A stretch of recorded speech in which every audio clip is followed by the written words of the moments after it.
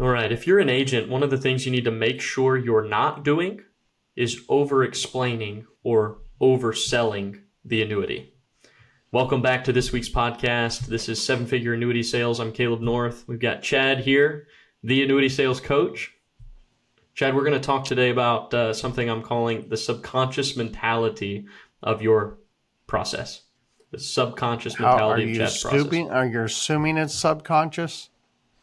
I'm assuming it's subconscious because there's a couple of things Okay. specifically that we're talking about that I've noticed in your process that I don't Mm-hmm. know if you think about doing them or if they just happen naturally. But I think they have Okay. profound impact. But before I jump into those two things, I want to share a couple of things that I notice agents doing. It's not uncommon at all for agents to over-explain or try and oversell the product, even Absolutely. before questions arise.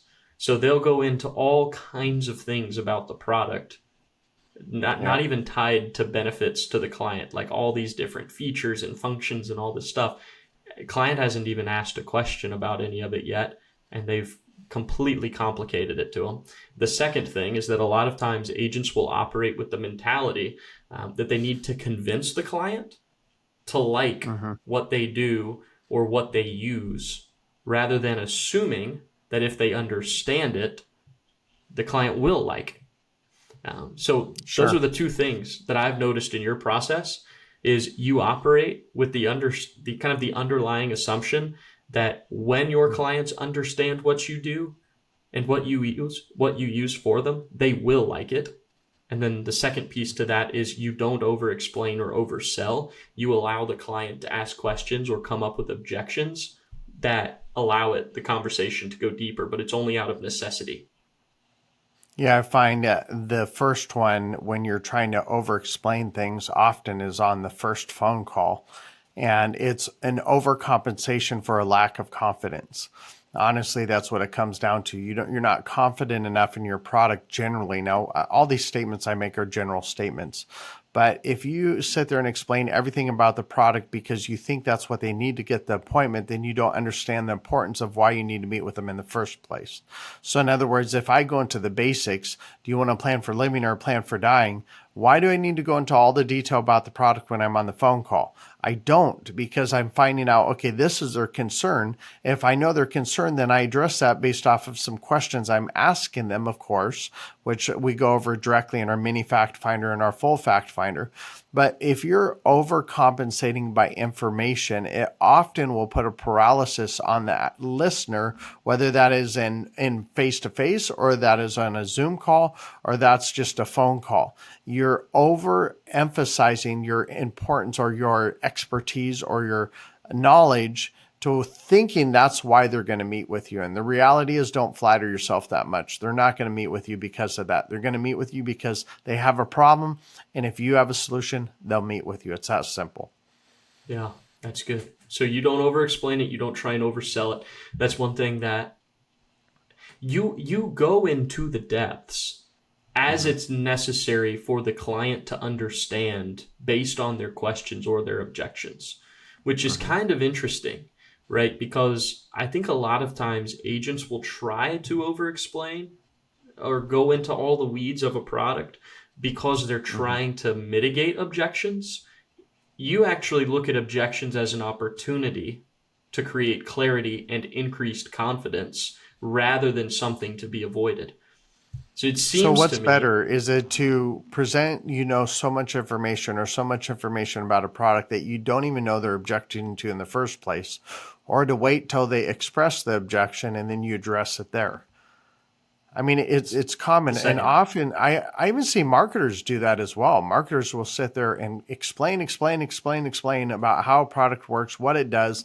I'm going, wait a second. The agent never expressed a concern about what you're talking about. Just zip the lips, listen to what the client or the agent has to say, and then address it. And it's notorious in our industry to think we have to overcompensate with information. Yeah. And to go back to the first thing too, I love the way that you operate, like the confidence that you go into a phone call with or into an appointment with. is as if you have this underlying assumption that once that client understands what you do and they understand what you're using, they're going to want it. It's not Well, it's actually, I'll even say it's not underlying even remotely. It's a fact. In my mind, once they understand it, it's not, I hope, it's not underlying, I know for a fact, if they understand how this works, they will undeniably say this is what they need to do. Does everybody do yeah, that? No. But that's my assumption every single time I talk to someone. right. So it impacts the confidence that you carry. It impacts Mm-hmm. your knee-jerk kind of involuntary response to objections when they arise, Mm-hmm. because at that point, you're going into that thinking the only way that they try and resist purchasing this is if they simply don't understand it. There's Or not an they have alternative. egos too big to realize that they can't control what they're doing. I mean, that's Well, honestly, sure, I've and that had that happens. conversation. So it does, because they're like, well, if you can do it. I hear clients say this all the time. Well, tell me what they're actually in. And I'm like, what? So you think you can mirror that? They're like, well, yeah, if I know what they're in, then I can do it myself. And I said, you really think they're going to give away the secret sauce? Because if they did that, every single insurance company out there could copy exactly what they're doing, and then their product no longer becomes the top product. And by That's a the way, if valid you knew point. what you're doing right now, we wouldn't even be meeting, because you wouldn't need me, and would be worth millions and millions and millions of dollars. So, So, in other words, they're asking what insurance companies are actually placing the money in to generate returns for yeah, they are. themselves. Yep. Interesting. Don't That's you actually usually a go into pretty the common scenario. really? Don't you Yeah. typically go into your, well, they've got money that you and I don't have, and they can tie it up for longer than you and I can, Yep. so they can create guarantees that you and I can't create. Yep. It's the For power sure. of volume. Yeah, that's good. Well, one of the things I want to note is that even though you're not necessarily over explaining, you're not preemptively going into all this depth and detail, you're finding the problem, you're finding the best solution, and you're communicating how that solution actually solves the problem in the best way for them. So you don't Mm-hmm. need to go into all the detail about the function or the features of the product, because you're explaining the benefits of what it does to the client, how it actually Which, how benefits many their times do I situation talk about that? Yeah, I talk all the about time. stop selling features, features, features. It's the benefits. That's all they care about, is how does it benefit them? Because you can even use features to explain the benefits, but the net root of the solution to every person's problem and the net decision is based off of how does it benefit them, period. Yeah. And one of the things I've noticed in your process is that while a lot of times agents that tend to over explain or go into all the weeds, oversell, whatever, they think that they're benefiting the client. Even though you don't Mm-hmm. do that, you're not passive, you're not unengaged, you're not unintentional. You're still very much active, you're present, you're engaged, and you're ready to go into whatever depth necessary. But that's the key part, is necessary. So how do you, it's quite simply just a matter of waiting for them to ask questions that actually probe it, deeper.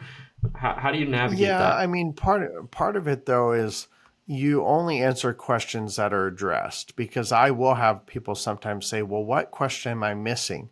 And then that's an invitation for me to say, "Well, we need to go over surrender schedule, or need to go over time frame. We need to go over the purpose of money." But honestly, when I do the fact finder, I'm already finding that out. I'm already knowing this is what they want, or this is their concern. So that's why I think if you do a very thorough presentation, a lot of questions aren't even asked, because you already answered them during the actual presentation.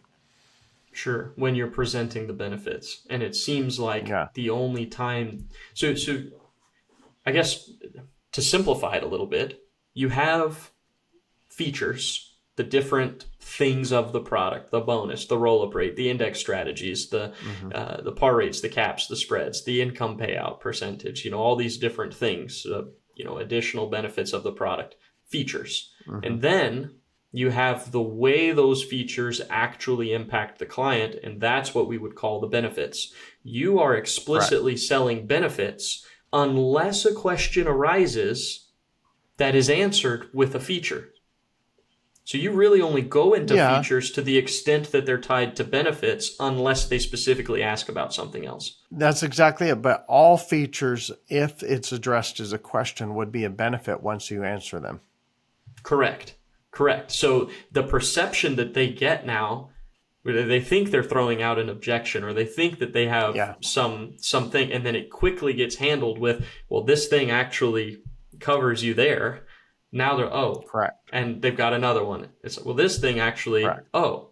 And now all of a sudden their confidence is greater, but you haven't Hmm. wasted time. You haven't confused them. You've actually explained everything to them in a way that it was based on their concern, based Hmm. on their need for understanding in the areas that they needed to understand it. That's pretty good. So if you're an Well, agent try, I listening, mean, just an example, try and give me an example of a feature when answered correctly is not a benefit to the client. um, well, I would This is argue. way too long of a pause. I was gonna say surrender, but I that's not stumped the really. chump. I was gonna say anything quote unquote disadvantageous. So anything that Okay. you could look at that and you could say, well, that's a problem. I don't like that. Surrender charges, rider fees, um, anything like that. Liquidity concerns. But a But again, surrender purpose of the charge money. allows you to get extra benefits you normally would have gotten without a surrender charge.